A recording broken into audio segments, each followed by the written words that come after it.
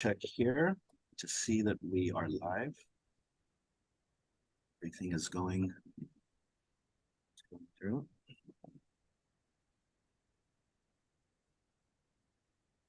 Right, again. All right. Hafa de todos hamzu bueno hudzo estigio nuevo episode Fanachu. While you host me si Michael Luhandovakwa. Hello to everyone out there. It is another episode of Fanachu. I am very excited, very excited for today's episode, because for Fanachu, one of our main goals, of course, is telling the Chamorro story, collecting oral history, talking about Chamorro issues. But I love it when we can expand our focus out to Micronesia, expand it out to sort of other conversations, people that we should or that we are in solidarity with. And so that's why I'm very happy to have with us for today's episode, Nathan Fitch, who is a filmmaker. And so I'm so glad that he's here, because he has put together one major film talking about Micronesian issues, tackling something that a lot of people don't even really think about. And then once they kind of encounter it, don't necessarily even have the words to kind of figure out, to talk about it. Island Soldier is a film about, people from the FSM who serve in the US military. And then it very tragically, of course, and touchingly documents the death of one of those soldiers, including sort of going home to the islands. And so he has a new film, In Exile, talking about Marshallese that have been displaced because of the nuclear testing in their islands into the United States. And so it is so good for him to be here with us, because for those of you who pay attention to issues in our side of the Pacific, the Micronesian side of the Pacific, there's been a lot more interest, a lot more activity, whether it's because of compact negotiations, whether it's because of Chinese interest in the region, militarization in Palau, militarization in the Marianas. And then one thing that drew me and Nathan here back together was a piece in the New York Times recently, which talked about some of those issues. New York Times Magazine, The America That Americans Forget. And so I'm so glad that Nathan can be here. We're going to talk about his previous projects. We're going to talk about media representations and depictions of Micronesia. And then we're also going to talk about his new project, his upcoming film. And so Hafa day, Nathan, so glad that you're able to join. Hafa day, Michael. Very honored to be here.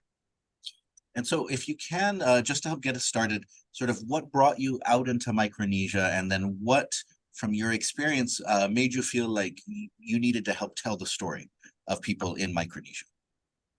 Sure, absolutely. So I landed in Micronesia about 20 years ago. I went to art school and wasn't sure what to do with that degree and didn't want to get a job, and had lived in Europe and really loved the experience of like not being in America.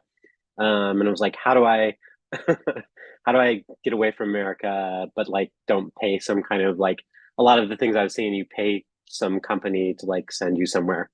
And so the US Peace Corps was like the thing I landed on as the easiest option to like go somewhere cool, or like not even cool, like to go somewhere that's not America, I would say. And I didn't even know where that would be. I'd never imagined it would be Micronesia. But I really wanted to live abroad, and I really wanted to live abroad for an extended time. And that was part of my Peace Corps experience, was to like not be in the US for 2 years. Like that was a very deliberate choice. And so when I was accepted to the Peace Corps, they offered me Tibet was my first option. And I took a couple days to think about it. I was like, Tibet, this is a place I'd want to be. I did some research and I was like, okay, I'll go to Tibet. This is all about being in a new place, right? And by the time I had like accepted, they're like, nope, Tibet's gone. Do you want to do Micronesia? And so I went to a Starbucks in Park Slope. I was living in Brooklyn in a very cheap apartment after graduating, and I Googled Micronesia, and spent a couple hours, and I was like, yes, I'll do this. And so I landed in Micronesia as a Peace Corps volunteer, and there was a push for historic preservation, which, in some ways has dictated the direction of my life since. So because of the waves of colonial power, a lot of the traditional, myths and oral histories and things of that nature have been lost in the FSM. And so there was a push when I was there to kind of have volunteers document culture for the, for the islands, basically, so that the young people could like tap into that. So my job was historic preservation, documenting oral histories, interviewing people, photographing events, which actually turned out to be a very fun job. Although I would say when my first day in the office at the historic preservation office in Koshrai, uh, Nana Lono, my Peace Corps overseer, I'm not sure what his title was, but he took me into this room full of unexploded, rusty ordnance from World War II, and he's like, "Can you, defuse this, or can you make this make these bombs like safe?" And I was like, no, it seems like a risky proposition. Like you probably don't want to kill your Peace Corps on the first day. But it was actually a very interesting kind of way to be exposed to the militarism and the impacts of militarism, both past and present, and to some degree future that are present in these islands. To have a museum on this island with very little infrastructure, but to have World War II relics being this incredibly important relic or something that they think is very important. And so I served for 2 years in the Peace Corps in Koshrai, a small island. So if you fly from Guam, you probably island hop maybe through the Marshall Islands, maybe through Pompeii, but you end up in this very small volcanic island where I lived for a couple of years. And one of the really interesting things that I was seeing is I was running an art center there for young people. There's a lot of interest in arts, a lot of talent in drawing and painting, but a lot of the young people I was serving with were leaving to enlist in the military because they were, the economic possibilities on the island were so limited. And then I would see these young people, Yasuo, Albert is one of the people who kind of stands out. I remember talking to him, we were painting a mural together, and he's like, yeah, I'm going to enlist in the military. And then I saw him leave, and he came back, a year later and completely transformed through that experience of being a combat infantry fighter in Iraq. And it just kind of like made me question, who's fighting Americans' wars? Like, why, as an American, am I not fighting the wars?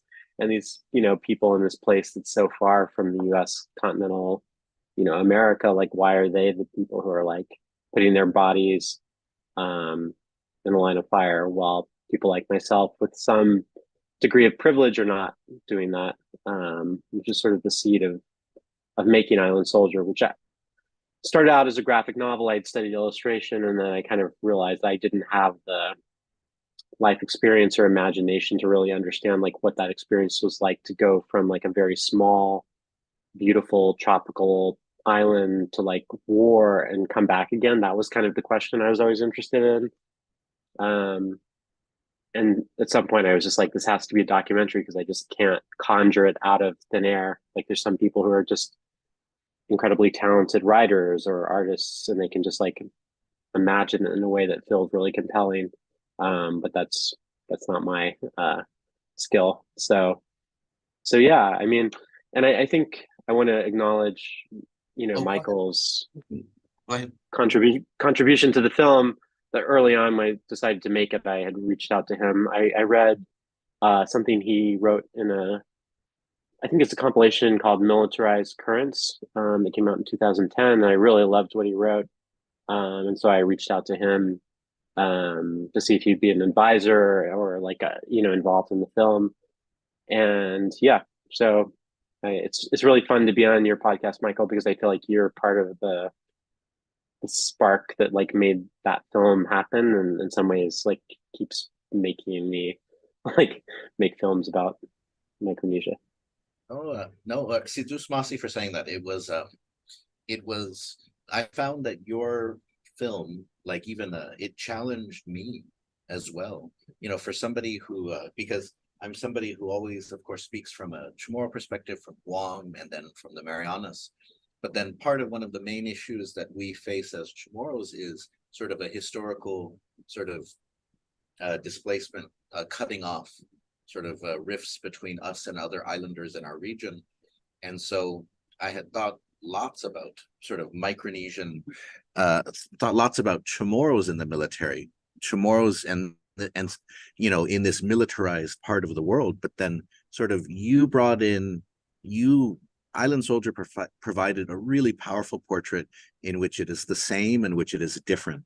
And that was key, to feel the ways in which Chamorro service in the military is so similar, but then there's also these important ways because of the freely associated status, or sort of the lack of bases, in the islands.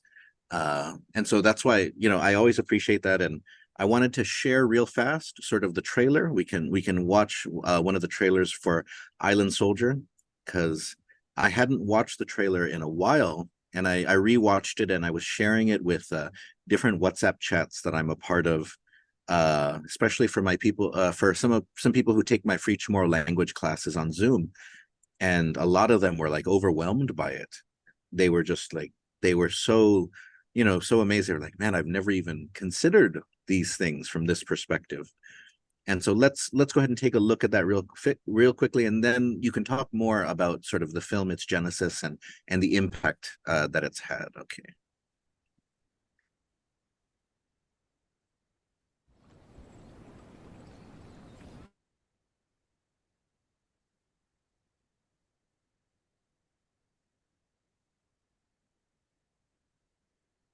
Hold on one second. Hold on, so close.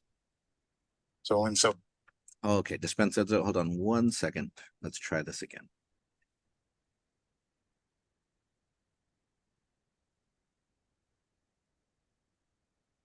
Oh, I do not know why it does that. Okay. Okay, I'm gonna blame all these problems on my jet lag. Okay, here we go.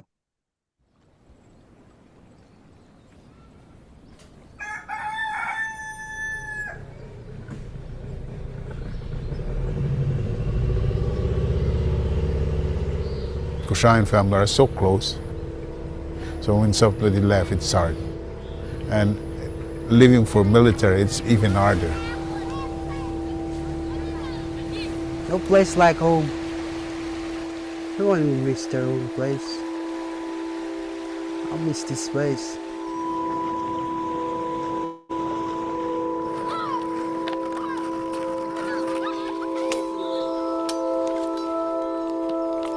One week before I left Kusha, Micronesians will get help from the US, so I like to help them back.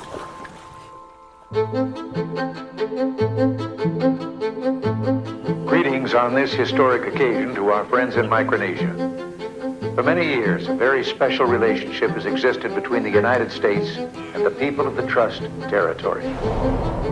We've come to know and respect you as members of our American family. And now, as happens to all families, members grow up and leave home. At approximately 29 years ago, Uncle Sam started knocking on our front doors to enlist hundreds of islanders to join the military. Some of us enlist just to get off the island. Most of us join in the cause of freedom, a belief so strong they are willing to give their lives in its defense. We are Kushan and we are proud to be your soldiers. Our economy is very small, and so a lot of people are living in the thousands.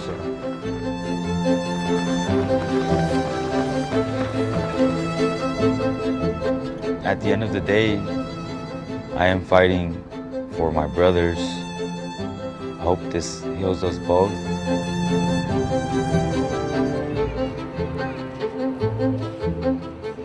Having your kids going out there, the whole family, the whole island will be affected. Don't worry, Mom, we're all gonna make it, That's what he told me. We're all gonna make it.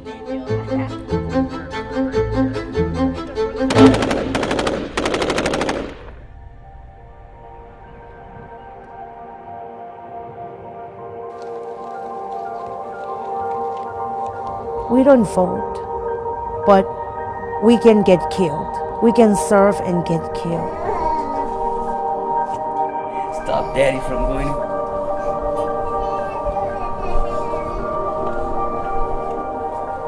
I'm proud to do what I'm doing.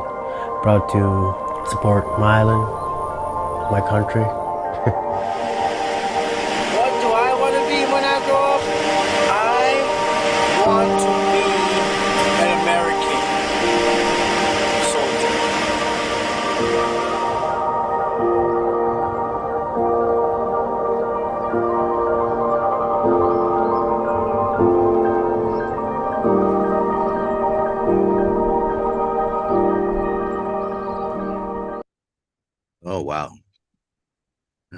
even yeah, I've watched it a few times in the past few days, and it still gets me.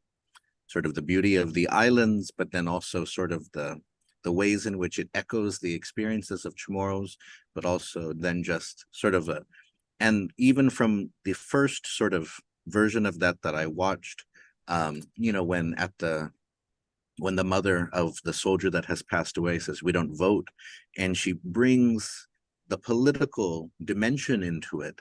It's just such a, it's the part in which people then have trouble, because it gets really complicated.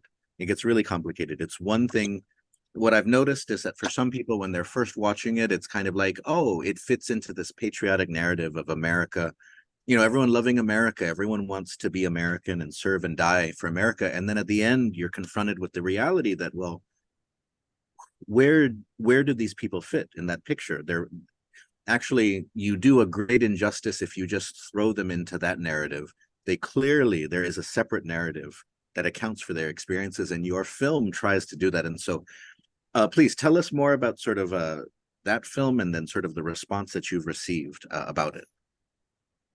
Sure. No, that's yeah, thanks for playing it. And it's interesting to look back on it, you know, these years later. I screened the film. I did a residency in upstate New York this summer, and the residency put on a screening at a theater in Ithaca, New York, and it was the first time I'd watched the film in full in, you know, some years. And it was interesting to kind of like, Michael, I don't know if you feel like this with like writing, but you get really close to something when you've like lived it. And like for a documentary, like I was, you know, with a camera, you know, not only documenting, but like experiencing so much of like what you see in that trailer, right? So it's like, it's not only the beautiful visuals and the sad moments, but it's like the emotional roller coaster of like being there and having a certain responsibility to document, but also a profound connection with the community, and like to know how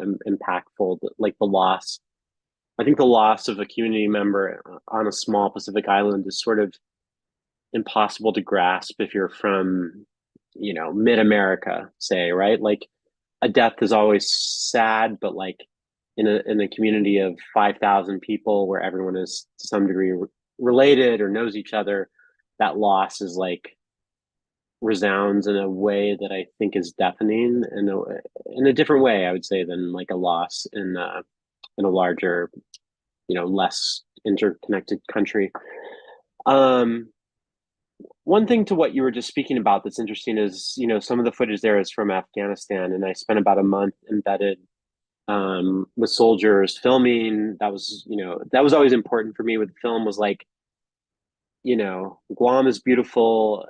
If you go to the FSM, to the Federated States of Micronesia, to Palau, to the Marshall Islands, I mean, they're incredibly beautiful and incredibly undeveloped. And there's a certain peacefulness that comes with that. You know, there's villages that just don't have electricity.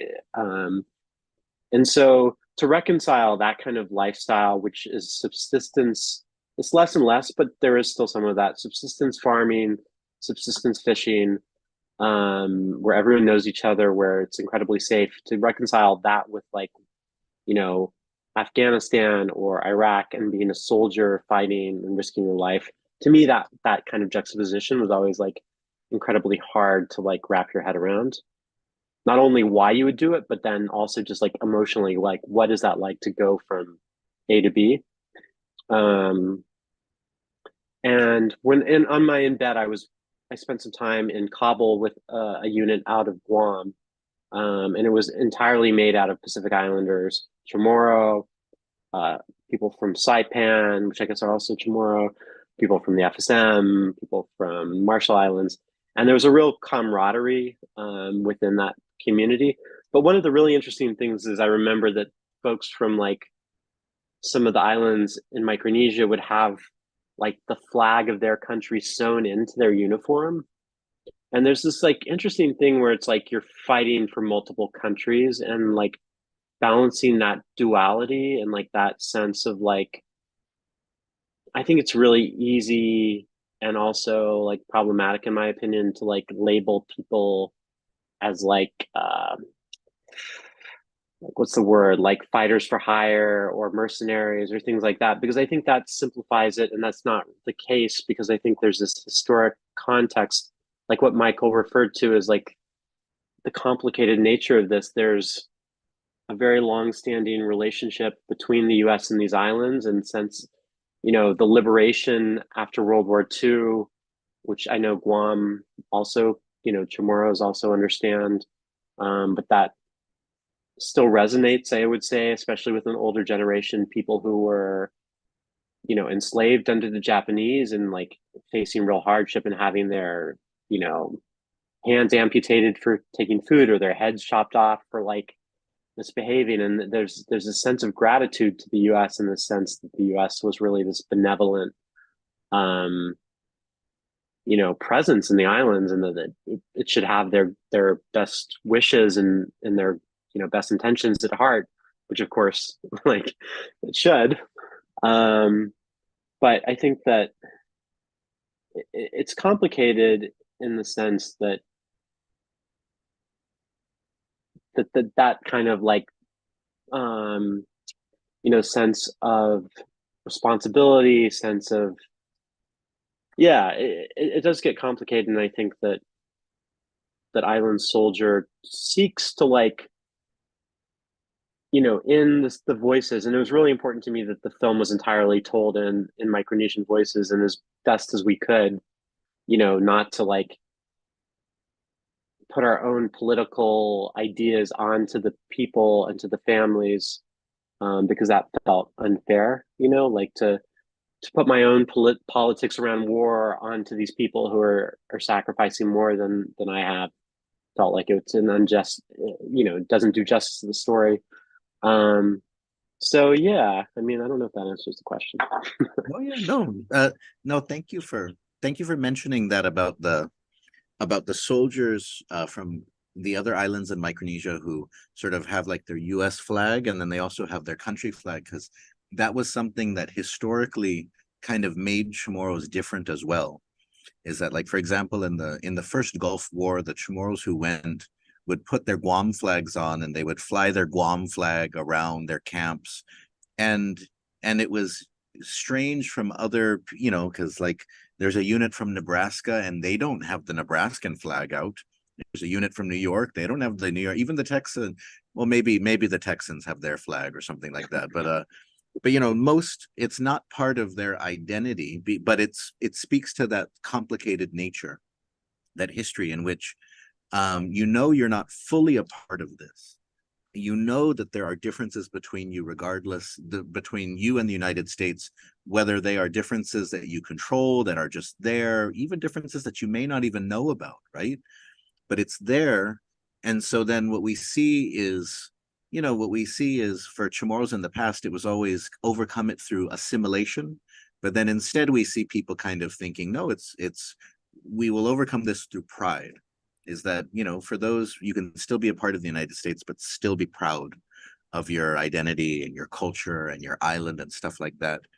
But it's interesting though, because for the other islands in Micronesia that have, you know, this relationship where they negotiate with the United States about their future, where there are treaties and deals, you know, where they, you know, deal with the State Department of the United States, but also, interestingly enough, the Department of Interior, so that they interact with these two, you know, these two parts of the US federal bureaucracy, one of them which is for foreign, sort of, you know, foreign parts of the world, international, and then the other for the domestic. And so but yeah, so that's why I still remember sort of watching it for the first time and then watching it a few times since, and then just, you know, it's I hope that I'm hoping that those of you who will watch this, so Nathan, where can they download this? Can they purchase it somewhere if they want to watch it? Or yeah, I mean, it's on Canopy, which is like an educational like website. If you have like a college email, you can probably hopefully log into Canopy. If you're a veteran, you could like email me, and I'll send you a link for free. I have it on like Vimeo on demand, so people can, like, you know, if you want to pay a few bucks, you can like buy it. But definitely, if you're a veteran, like, you can I'll hook you up with a free link. But yeah, I mean, really quickly, just to add on two things. I mean, I think that like, you know, in Micronesia, you know, coming in that World War II period, the islanders were definitely like second-class citizens on their own islands. And there's an island called Pohnpei, which is in Micronesia, and that's the first record I could kind of find of Micronesians serving in a foreign military. And the Japanese allowed this sort of elite group of young islanders to like don the uniform and drink sake and like suddenly become equals. And then they were sent off and like killed, you know, in Papua New Guinea fighting. But, you know, it makes a certain logical sense to like this uniform, this military garb, like if that's going to make you an equal with this colonial person, whether it's Japan or the US, like it makes a certain, or not a certain, it makes a lot of sense to want to join that, right? Because then like you're no longer like a lower caste on your own island. And kind of to that point, so there's an island called Yap that's also in Micronesia, and it has like, you know, a main island, Yap proper, and then it has a bunch of like outer islands, like Ulithi, all these like very small islands. And my understanding from what I've read, like I've been there, but I haven't like spent extensive time, but my reading is that the outer islands like have always, and I think continue to send like a tribute into the main island of Yap of like turtles and coconuts and this sort of like offering, because they know that a typhoon can come and wipe out their island, and they can, because they've made this tribute to the larger island, they can go in and spend time there and they won't be like killed or harassed, hopefully. And then when their island is recovered, they can come back. And I sort of look at the service of young Micronesians as this offering that's being made to the US, right? Like a bigger, industrial, powerful country. And like whether it's typhoon or like economic, you know, deprivation or whatever, it's like you'll open your doors to our people, you know, in exchange for this sort of like tribute, which is like essentially the best and brightest young people who will like put themselves in harm's way for American interests. But I think if you look at it from the Islanders' perspective, it's like it makes sense. It makes sense because you need to have these allies because the islands are so small, so susceptible to climate change and like environmental threats that I think it makes a lot of sense in a certain way. Yeah, no, I would agree with that. I mean, and it's interesting because for Chamorros, like after World War II, that idea sort of that I serve precisely to kind of give back because of what has been done for my community was incredibly explicit after the Japanese occupation and stuff. And then eventually you see that kind of the inertia and gravity of how soldiers represent themselves, it becomes much more, because by today compared to their grandparents, Chamorros are much closer politically, but also culturally in a lot of different ways, technology-wise, to the United States. And so I wonder, though, for the islands, if they will also feel that same sort of gravity moving them towards the United States, where it'll but I don't know, because the one thing that makes it different is, of course, the issue of sovereignty, is that the islands in Micronesia around us have they're freely associated. They have that layer of sovereignty, which means that compared to those of us in the Marianas, where sort of our relationship to the United States is determined almost unilaterally by the United States, in the other islands and our neighbors around us, there is some possibility for them to kind of chart their own course. Although, as we know, it can be difficult because it's kind of like US or China at sometimes, how people kind of break down what the direction is for the Pacific. But but yes. So I wanted to actually move us into sort of the next part of this conversation.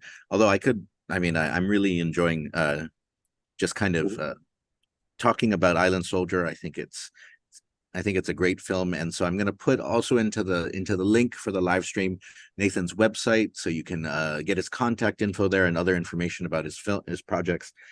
But so let's talk about this piece from the New York Times Magazine, "The America That Americans Forget."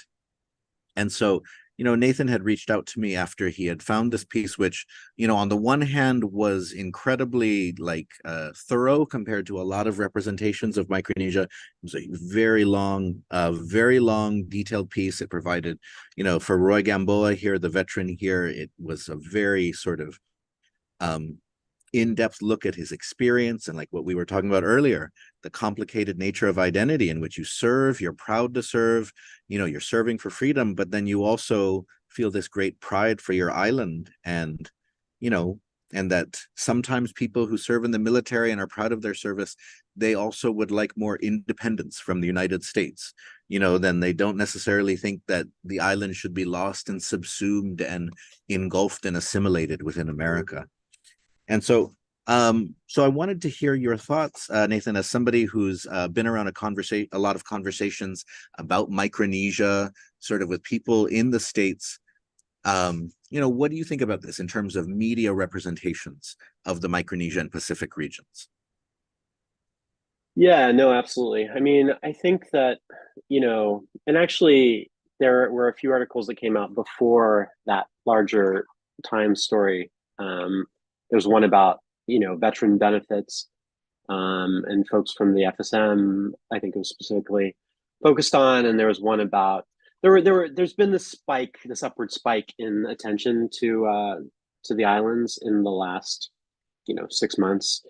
And I think my initial feeling is like excitement, right? It's sort of like as someone who's worked on stories in this region and like honestly really fought to like get them some visibility, like the idea that the New York Times is actually paying attention. Like I've pitched the New York Times, like, stories about this like many times and never really had any traction. And I think, yeah, my initial feeling was like really kind of like great, like, maybe this is gonna like move things forward. And I don't think that's wrong. I think that the kind of the power of these like big media brands to kind of like change policy and to bring issues into like a broad viewership is like powerful, and I think good for the issues. I mean, I think the thing that I was struggling with like a number of these articles in the magazine as well was just this feeling,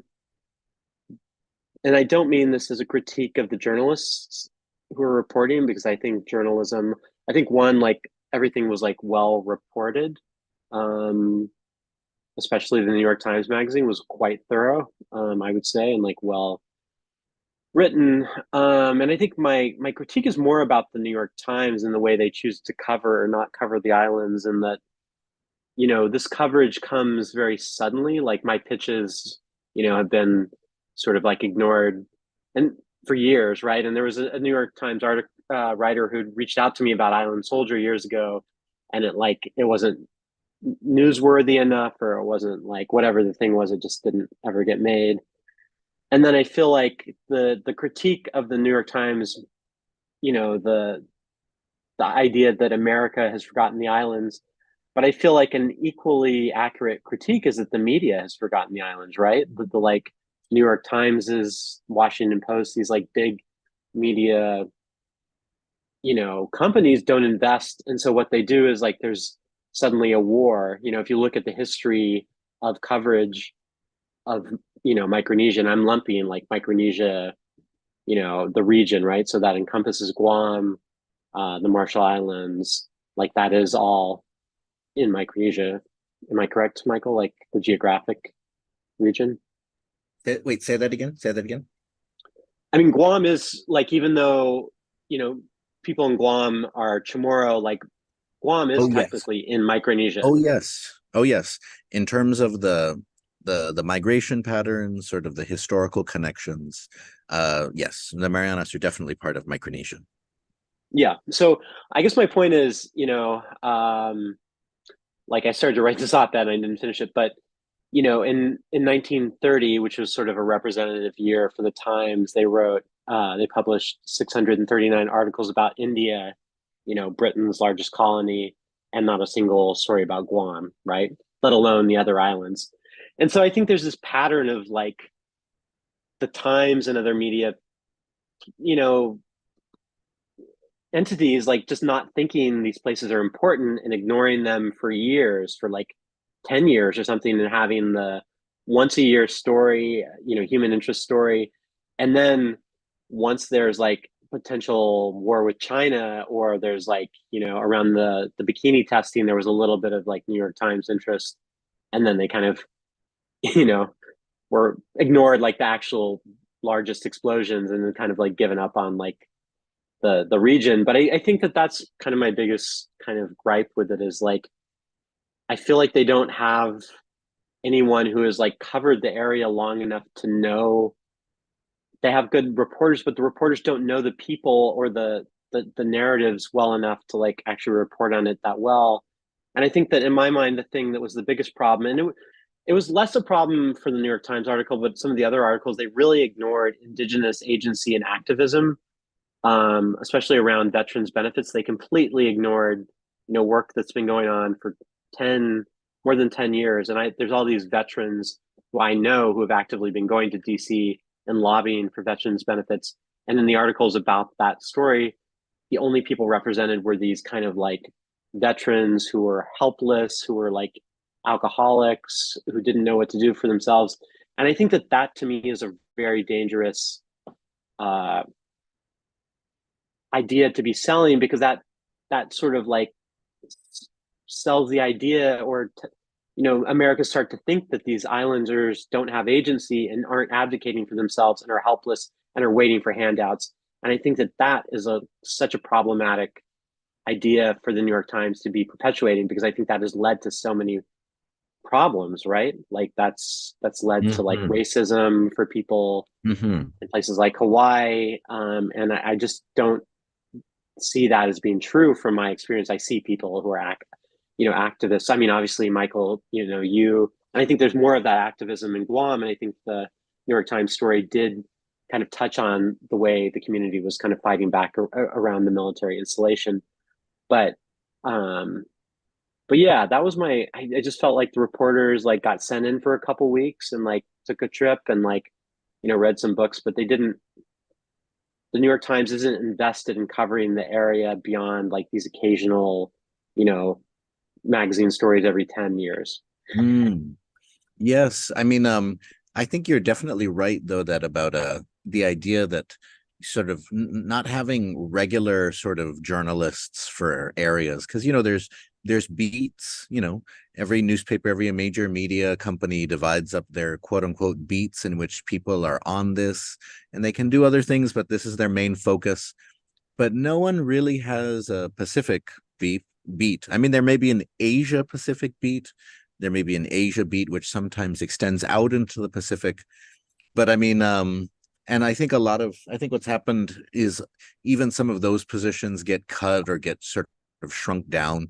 But you're right, though. I remember sort of Robert Underwood describing it once years ago in journalistic terms as the perpetual rediscovery of Guam. And so he wrote about it because, every few years, and he was actually writing about this. It's something you could totally see from US-based papers, but he was actually talking about it in terms of sort of the Pacific Daily News on Guam, and how reporters would come in through Gannett every few years, and they would act like everything was new on Guam, like that they had found it for the first time, and it was like this rediscovery. And then he said that you could even, from those journalists who come to Guam and then discover the island for the first time, it then extends to the people in the United States who constantly, because of a typhoon usually, although now more recently US-China tensions or US-North Korea tensions, discover these islands for the first time. And then it leads to kind of what you were saying, is that the lack of knowledge, but also the restrictions on how much space or background or context you can give to something, means that you just rely on the old narratives, the old tropes. So you just kind of, whatever people assume about it, you don't challenge it, you just kind of reinforce it, because it's you probably don't have the ability to say more, and you probably don't want to challenge your readers in any way, so you just kind of say it. And so I think what you were describing there is a good example of that in terms of the veterans benefits, that these are not things that sort of the United States itself is actively doing anything about. It really comes from veterans in the islands that refuse to be sort of taken advantage of anymore, that refuse to be silenced, that are looking for any way in which they can get the respect and also what was promised to them in exchange for their service. No, absolutely. I mean, the title of the veterans thing was free healthcare, 5 hours flight away. And I think even using free healthcare is a misstatement, right? It's not free. Like, these people have like paid a price that, like, most of us who haven't served in the military like can't even imagine. It's not free. Like, it's earned. It's earned in blood. It's earned, like they've earned more than what they have, to be honest. And I think that, from the magazine story in Guam, and I think, again, this is more of a critique of the Times than I think it is of the journalist, because I think a lot of this comes down to like the editorial tone, but there's a certain voyeuristic tenor that I sort of get in some of these articles, where it's sort of like the writer makes a point of being like, it took me, 26 hours from New York to fly there, and there's this idea that like, like, dear reader, you're not uneducated because you don't know what Guam is, like, it's like a colonial tone that's like problematic and kind of ignores the fact that like a lot of people have been like, that this isn't like a place that's like exotic. It's a place that's like deeply connected to the US. And if anything, like, the US, the New York Times could ignore a lot of places, but a place like Guam like should definitely not be ignored because it's got this strategic long history with the US. And I just feel like it also kind of irked me that they didn't like tap any like Chamorro like writers or photographers. Like, I feel like, and I know I can probably come off sounding hypocritical, like I'm a white guy in New York who's making these films. And like, maybe there's something to that, but like, I've been like coming back and forth for a long time, and I'm trying to like collaborate, and I am conscious of this stuff, and I'm trying to kind of like be aware of it. But I did feel like the Times, like, I think, there's like writers. I was thinking about Anita Hofschneider. Anita like, Hofschneider, yeah. Hofschneider, like, why wasn't she not like tapped to write the piece like as a Chamorro? Like, if this is all about kind of colonial history, like, why not have a Chamorro person write it? Or, they brought in an outside photographer. Like, what about Manny Crisostomo. Manny Crisostomo. Yeah, like he won a like Emmy or like Pulitzer. But like, I feel like in Guam there is a capacity, like in some of the other islands in Micronesia. I think it's going to take a little longer to have like journalists and filmmakers and photographers. Like, it'll come soon, but there's some islands where I could see like the need to bring someone in, just because there isn't the infrastructure yet, and there isn't the there aren't the people who have the publication cred to like, give the New York Times faith that they could like execute the story. But with Guam, I was like, there's like capacity. Like, why not? If this is a story about colonialism, like, why not have people from the island like write it, like work with them? And so that was like another like, I don't know. I don't want to sound too like grumpy about it, but at first I was excited, and then I was like, It is one of those things. I remember when I was writing my dissertation, and I had you mentioned the headline, free healthcare 5 hours away or something like that. And that was, those types of things actually kind of gave birth to my dissertation, because in the early 2000s and actually in parts of the 90s, whenever kind of the United States was rediscovering Guam, where it was losing its strategic value and then it was regaining its strategic value, you have all of these kind of large papers in the US doing these stories, whether it's about the military buildup from Okinawa or sort of the downsizing, the BRAC closures in the 90s.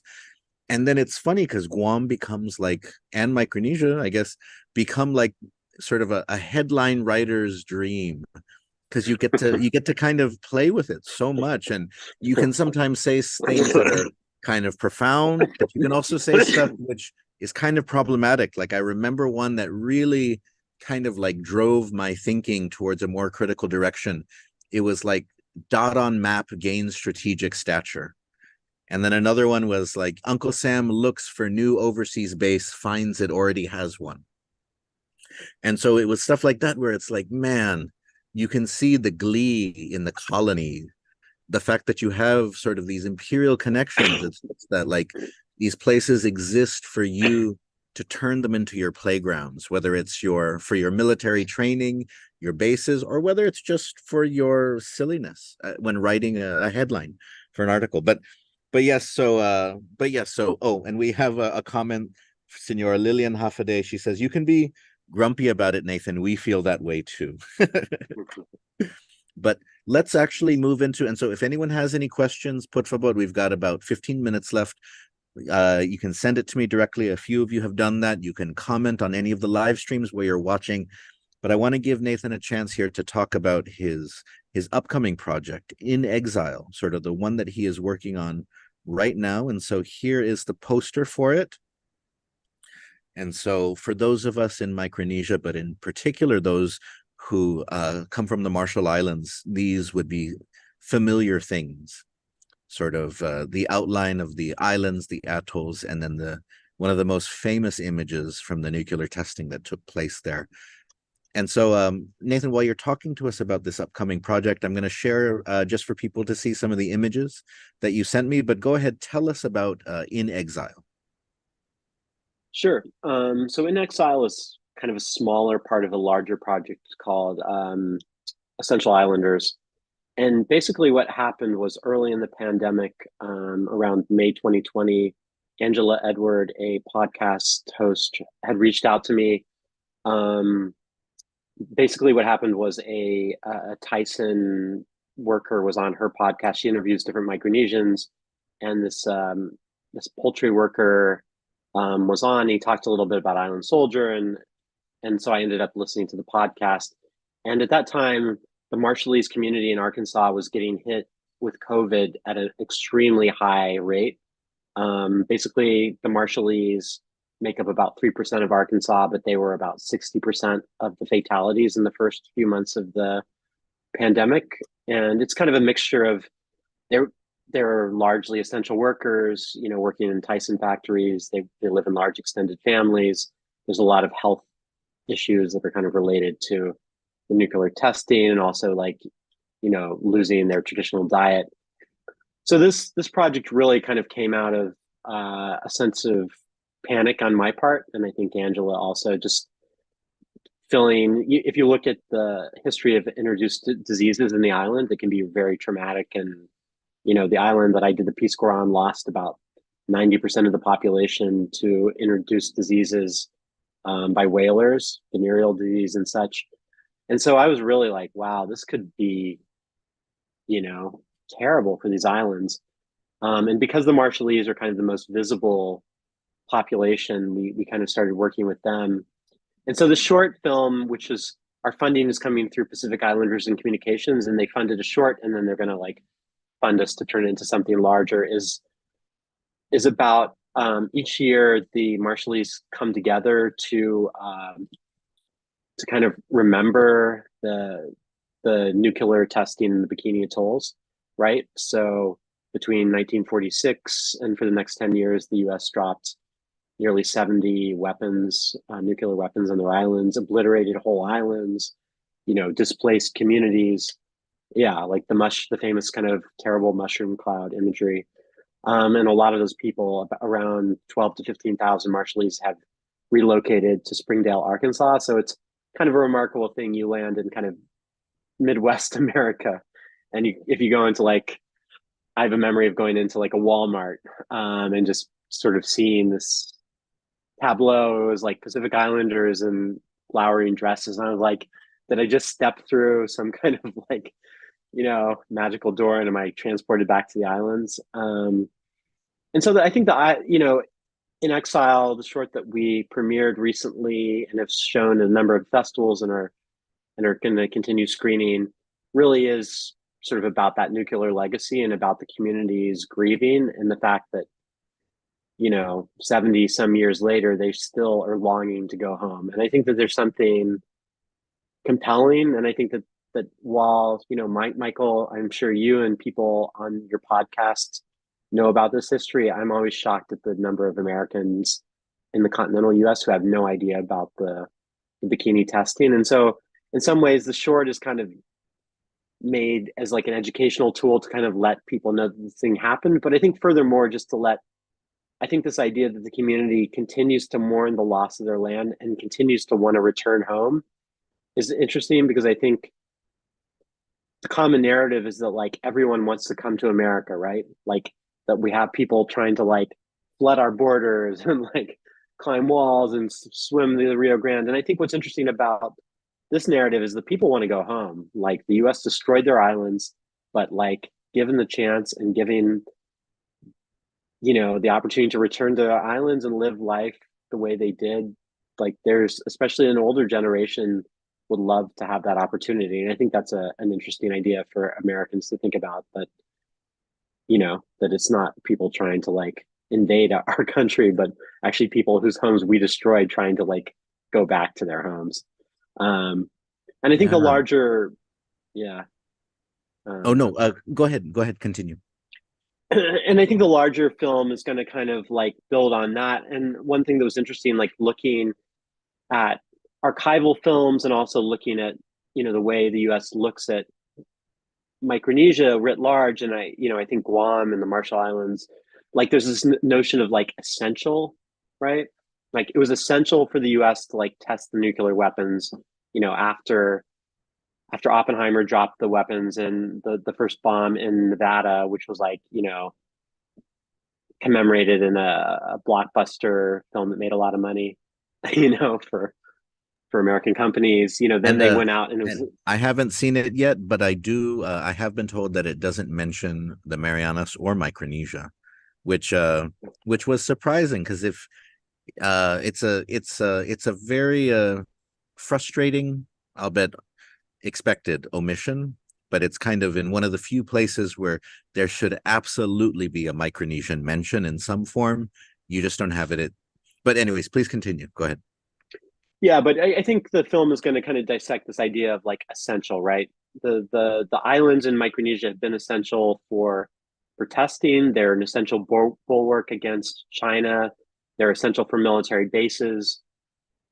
The bodies of Micronesians have been essential, as colonial subjects, as test subjects for the nuclear weapons, so we could like really know the impacts of these, weapons. Like the Marshallese were tested upon, like it's sort of been debunked or, revealed that they were used sort of as guinea pigs. Micronesian bodies are essential as soldiers to go fight wars. And then most recently in the pandemic, the Micronesians who didn't even have access to Medicaid because they aren't US citizens were still serving as essential workers to feed America. And like, what is that? I think the question the film is going to look at is like, what does that mean to be essential for America? But like, does that essentialness like lead to being valued? Like, what does that actually mean? Oh no, interesting. I interesting, because for in Guam we understand that if that type of thing in a when you are so strategically valuable, sort of what does that mean?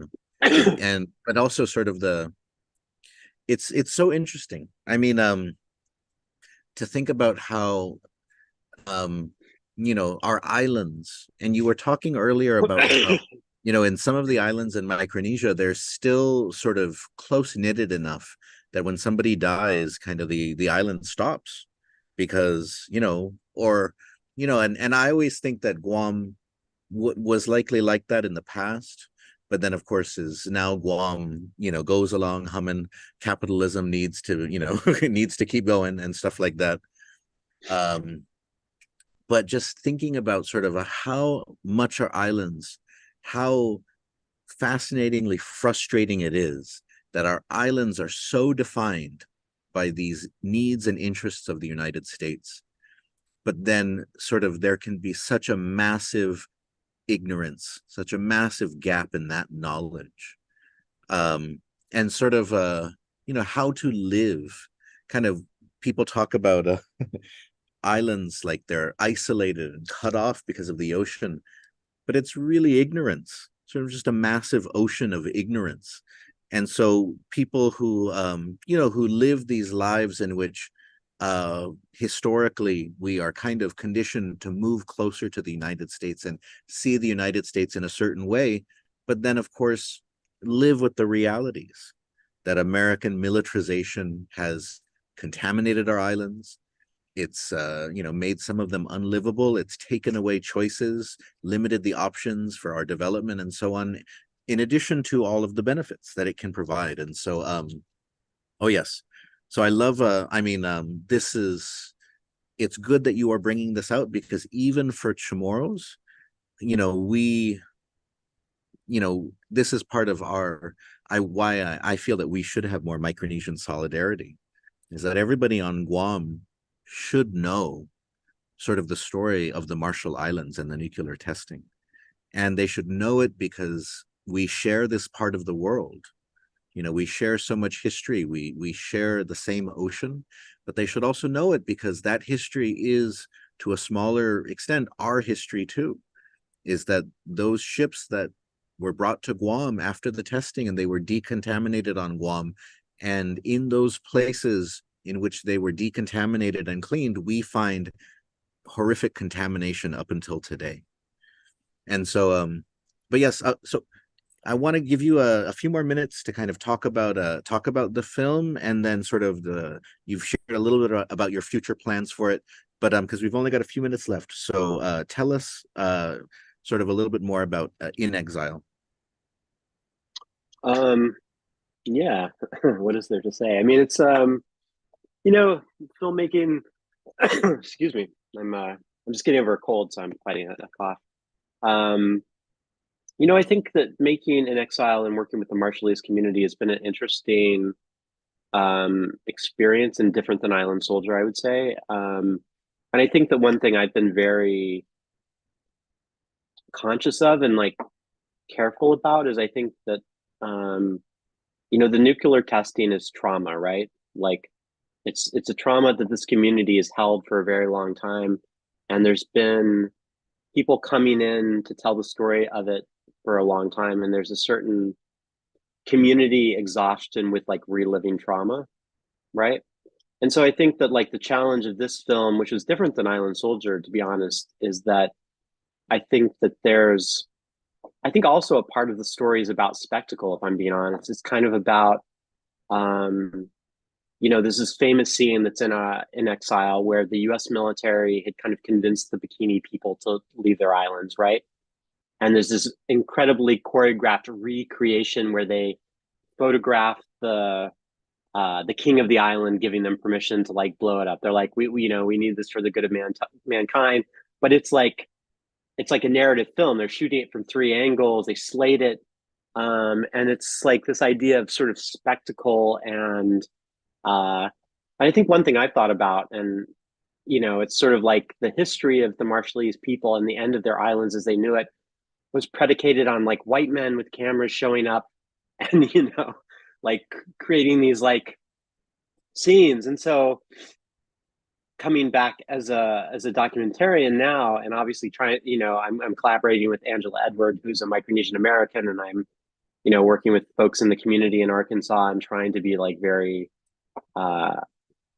aware. But I think that there's a correlation between trauma and the camera and people coming in to document that I think is actually sort of interesting to explore in the film. And I think instead of shying away from it, the way that cinema is a tool of colonial destruction, not to I do believe in the power of filmmaking, and I think it's important, but I think there's like an interesting thing happening with the Marshallese community where they've been photographed in a certain context, and that's been used to like justify destroying their homes. And so I think bringing cameras back into the scene, especially when there's other journalists coming in, and there's a certain exhaustion with the community, it just leads to like an interesting,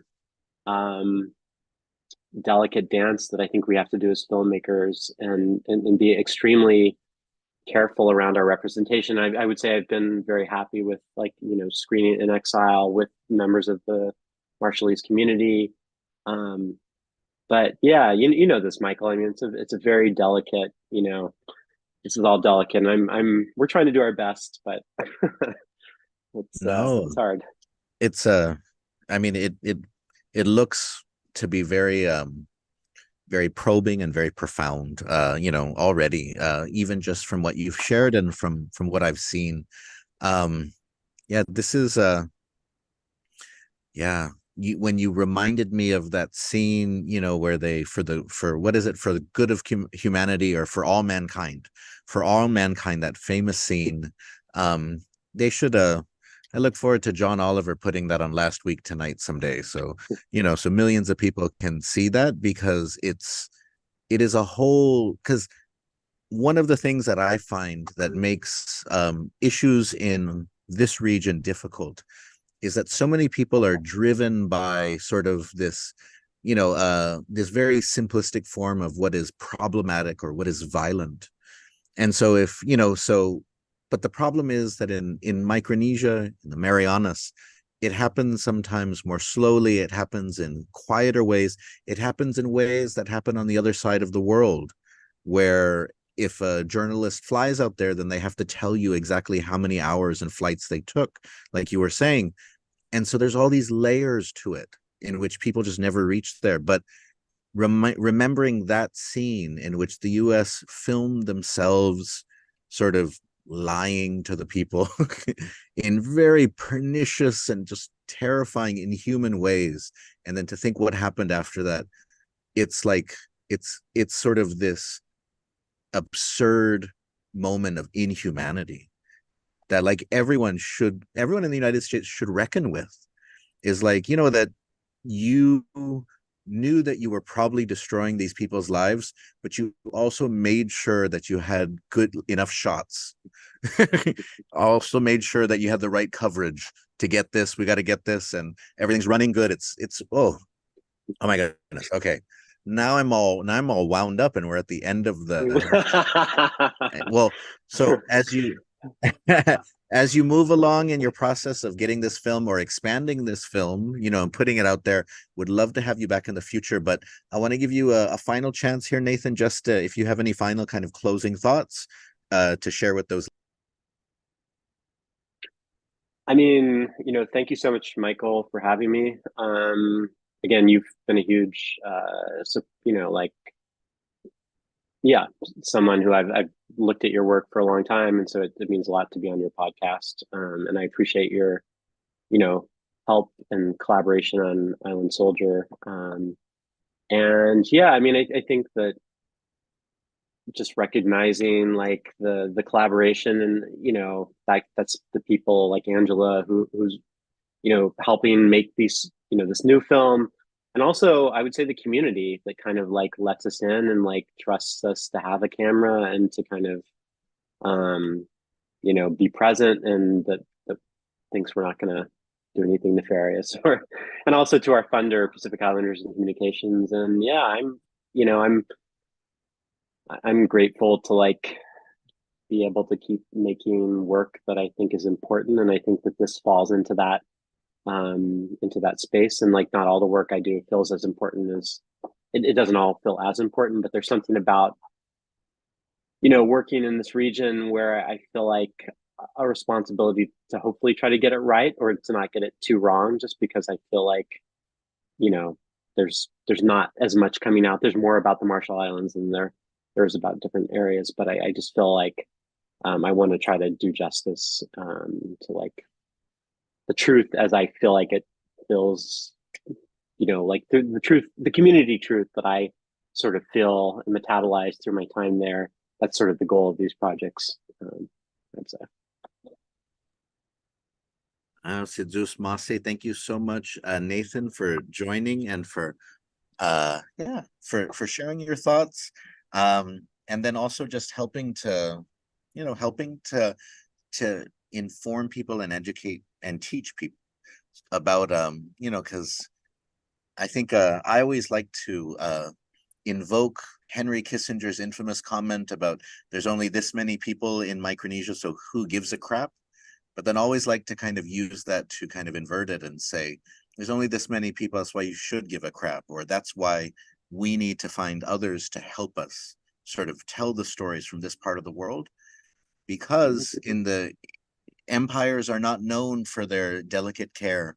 They are not known for sort of that the lowest among them or the most marginalized are the ones that should be attended to. They're known for sort of cutting out those that can be accounted for in the rounding error and so on. And so that's why sort of people like you who are collaborating with those from the region who have these experiences, Hugo Fagradesi, I very much appreciate it. And so I appreciate all of you who have been watching and listening to this episode. Estigi Fanachu, this is the end of it. Adios. Estiki otra semana. Esta.